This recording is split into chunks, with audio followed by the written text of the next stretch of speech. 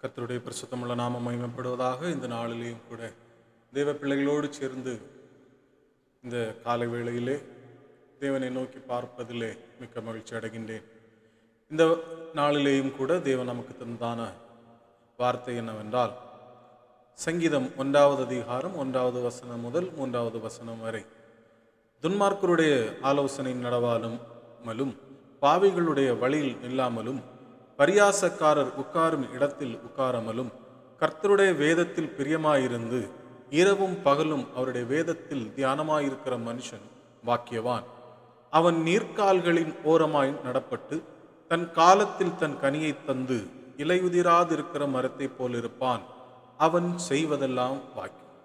கர்த்தருடைய பிள்ளைகளே, வசனம் தெளிவாக சொல்லுகிறது என்னவென்றால், துன்மார்க்கருடைய ஆலோசனையில் நடவாமலும் பாவிகளுடைய வழியில் நில்லாமலும் பரியாசக்காரர் உட்காரும் இடத்தில் உட்காராமலும் இருக்க வேண்டும்.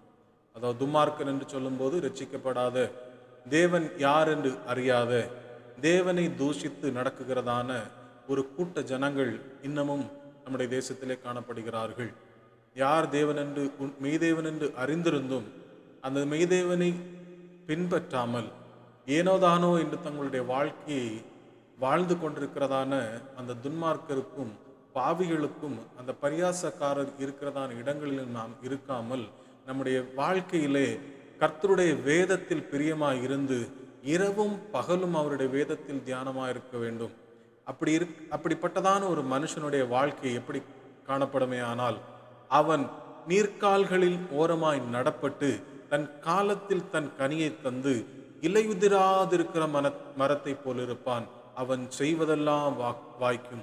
எப்பொழுது நாம் கர்த்தருடைய வேதத்தில் பிரியமா இருக்கிறோமோ, இரவும் பகலும் அவருடைய வேதத்திலே நாம் தியானித்து, அவருடைய வேதத்தை தியானித்து அவருடைய சமூகத்திலே காத்திருந்து நாம் ஜெபிக்கிறோமோ, அவனுடைய வாழ்க்கை, அப்படிப்பட்ட தேவ பிள்ளைகளுடைய வாழ்க்கை நீர்க்கால்களின் ஓரமாய் நடப்பட்டு தன் காலத்திலே தன் கனியை தந்து இலையுதிராதிருக்கிற மனத்தை போலதான ஒரு வாழ்க்கையாய் காணப்படும்.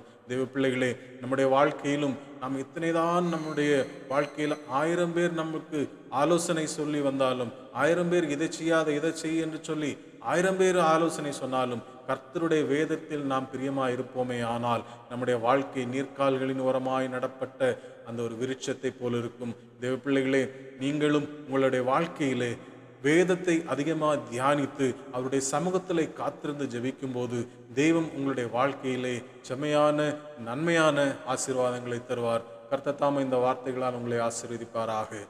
ஆமென், ஆமென்.